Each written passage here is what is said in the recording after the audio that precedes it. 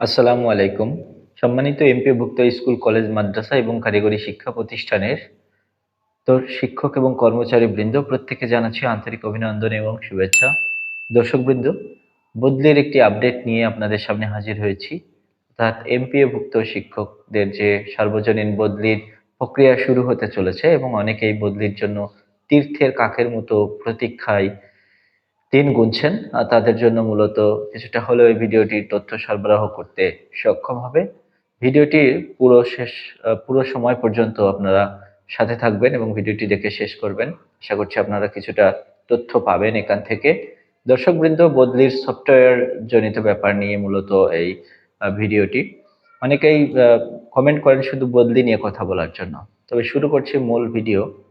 দর্শকবৃন্দ, আজকের একটি সূত্র মতে জানা গেছে এবং মিডিয়ার মাধ্যমেও জানতে পেরেছি যে বদলির জন্য যে সফটওয়্যার প্রস্তুত হওয়ার কথা ছিল এবং সেই সফটওয়্যারটি তৈরি করবে সরকারি যে প্রতিষ্ঠান রয়েছে, মোবাইল কোম্পানি টেলিটক, সেই টেলিটককে দায়িত্ব দেওয়া হচ্ছে। ইতিমধ্যে সিদ্ধান্ত চূড়ান্ত হয়েছে, তবে এখনো চুক্তি স্বাক্ষরিত হওয়াটা বাকি রয়েছে এবং সেটিও আগামীকাল অর্থাৎ 15ই জানুয়ারি 2026 তারিখে বিকেল এর দিকে একটা মিটিং হওয়ার কথা রয়েছে। আর এই মিটিংয়েই টেলিটকের সাথে সরকারের পর্যায় থেকে একটা ফাইনাল চুক্তি স্বাক্ষরিত হবে বলে খুব মানে চূড়ান্তভাবে জানা গেছে। তথ্যটা নির্ভরযোগ্য তথ্য। তো যদি এটা হয়ে যায় তবে বদলির কাজ, সফটওয়্যার তৈরির কাজ টেলিটক নিশ্চয়ই শুরু করে দেবে। আর ইতোমধ্যেও বদলির যে আপনার নীতিমালাটা, সংশোধিত যে নীতিমালা, সেটাও চূড়ান্ত হওয়ার পথে রয়েছে, সেটা নিয়েও কাজ চলছে। মূলত বদলিটা হবে সার্বজনীন বদলি, যা জানতে পেরেছি আজকের সূত্র মতে।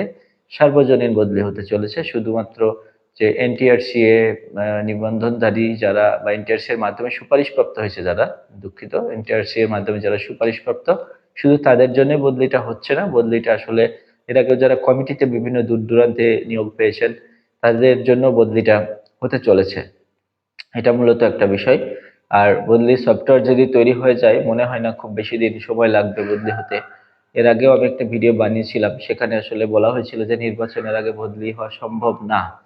তবে আশা করা, আমরা 10% আশা ধরে রাখতে পারি হয়তোবা সম্ভব।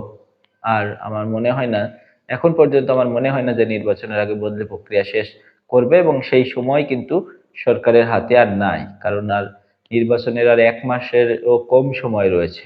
তো সেই হিসাবে মনে হয় না নির্বাচনের আগে বদলি সম্ভব। দিন গুনুন, প্রহর গুনিন। সবাই আমরা প্রহর গুনতে থাকি, দিন গুনতে থাকি, আর আল্লাহর কাছে ডাকতে থাকি। তাছাড়া তো উপায় নাই। তবে এটাই ছিল খবর মূলত। তো ভালো থাকবেন সবাই। কমেন্ট করবেন কোন বিষয় নিয়ে ভিডিও বানাতে আহ বলবেন অবশ্যই কমেন্টে, কি কোন বিষয় নিয়ে ভিডিও বানাবো। আপনাদের যে চাহিদা থাকে সেই বিষয় নিয়ে তথ্য সরবরাহ করব আপনাদের সামনে। সবাই ভালো থাকুন, সুস্থ থাকুন, সুন্দর থাকুন। আসসালামু আলাইকুম।